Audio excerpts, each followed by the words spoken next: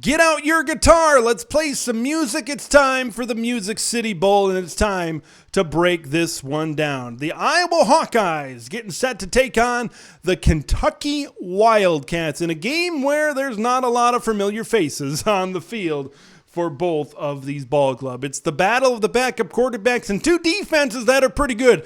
That usually spells a low-scoring contest. Okay, for Iowa, Spencer Petras is injured. Alex Padilla hit the transfer portal. It's going to be Joey Labas at quarterback for the Iowa Hawkeyes. This guy was a three-star quarterback from the 2021 class.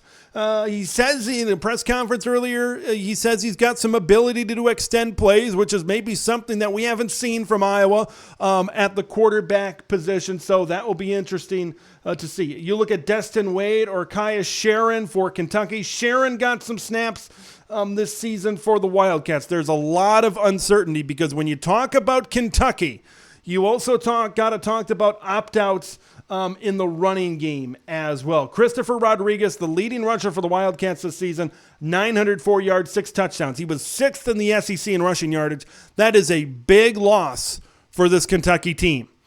Okay, because now you go down to your third running back, which is Juta McClain, 49 carries, 238 yards this season, and you just don't know if you're going to get the production in the running game. And obviously you don't have Will Levis back there, a very draftable NFL quarterback. So, you know, there's a lot of shrugging going on as it pertains to what Kentucky is going to trot out there on the offensive side of the football. Now you look at Iowa. What does Iowa have to do? Iowa, you got to run the ball. You got to run the football. You go like Caleb Johnson solidified himself as the main running back late in the season. This is a game where Iowa got to run the football. And if that game against Nebraska really told us anything, is Brian Ferentz really doesn't have a lot of confidence in his quarterbacks. Look, they didn't really start throwing the ball with Alex Padilla until they were down by 2-3 scores or whatever it was during that football game. Okay, and now you throw at a guy making his first start in Joey Labas, and you got to think Caleb Johnson is going to be heavily featured in this football game. You got to think Caleb Johnson is going to run the ball, and they're going to look to pave the way for Caleb Johnson. So Kentucky, I really think if you're the Kentucky Wildcats, sell out on the run game. Because what else do you have? Now, throwing the football, you got to make things easy for Joey Labas, right? You got to we know that the play action, dump it to the tight end in the flat. Sam Laporta's playing. He's got to have a big day in this one. You look at Nico Ragaini, you look at some of these other guys that are coming in, they've got to produce because there aren't a ton of guys that are left in this receiving corps. Of course, you got Keegan Johnson. Who knows if he would have been able to play? He transferred to Kansas State. You look at Arlen Bruce. He's in the transfer portal. You've got less guys now in your wide receiver room that can step up and make a play. Brody, what about Brody Brecht? What about Deontay Vines? Are these guys, usually some of these bowl games now are times when these players really step up and make big plays and really, say, hey, maybe I should be playing all year long. And that you look ahead to next year and say, yeah, that's a guy that can step up and be a big player for us next year. Is Deontay Vines that kind of player in Iowa's receiving game? Because Iowa doesn't have a lot coming back for next season in the receiving game. I did mention Sam Laporta playing in this football game. Boy, big props to what Iowa has built as a program. You got Riley Moss, you got Jack Campbell, you got Seth Benson, you got Sam Laporta. All of those seniors are playing in this bowl game as Iowa is set to take on Kentucky here in the Music City Bowl. Kayvon Merriweather elected to opt out. That's a loss on this Iowa defense.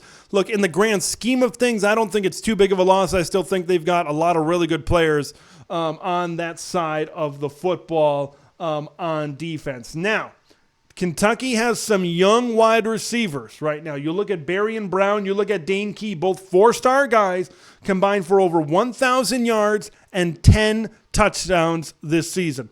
When I look at this game, I honestly think Iowa can play really good in the secondary. You got young wide receivers against talented defensive backs like a Quinn Schulte, like a Cooper DeJean, like a Riley Moss. Man, you look at experience versus, well, not a lot of experience. I think Iowa holds the matchup. I think Iowa holds the advantage, right, when they're on defense. I think they hold a big advantage over the Kentucky Wildcats right now. It's just, can Iowa do enough on the offensive side of the ball to pose a threat to this Kentucky defense? Can Iowa do enough to move the football down the field? What happens if they can't run the ball with Caleb Johnson?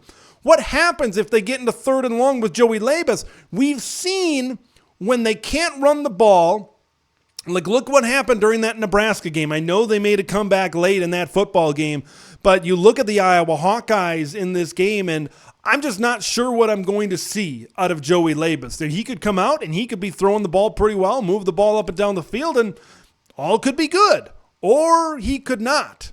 So that's what you get with these bowl games. There's an uncertainty with a guy who has never seen the field in a college football game before, and he's doing it in a bowl game against an SEC club. So this is going to be a good matchup. I think Iowa does hold a decent advantage in this football game, regardless of what Kentucky has done in the past and what they've done this season. Look, when you don't have Will Levis, when you don't have Christopher Rodriguez, I think those were two of your bigger playmakers on offense this year for Kentucky. And then you look at what Iowa has coming in, the players that aren't opting out on defense. I think that's going to be big for Iowa. Watch this game be determined by punting. Watch this game by Torrey Taylor pin a couple of punts inside the 10-yard line and make it tough for Kentucky to move the football up and down the field. And this is a win that Iowa needs.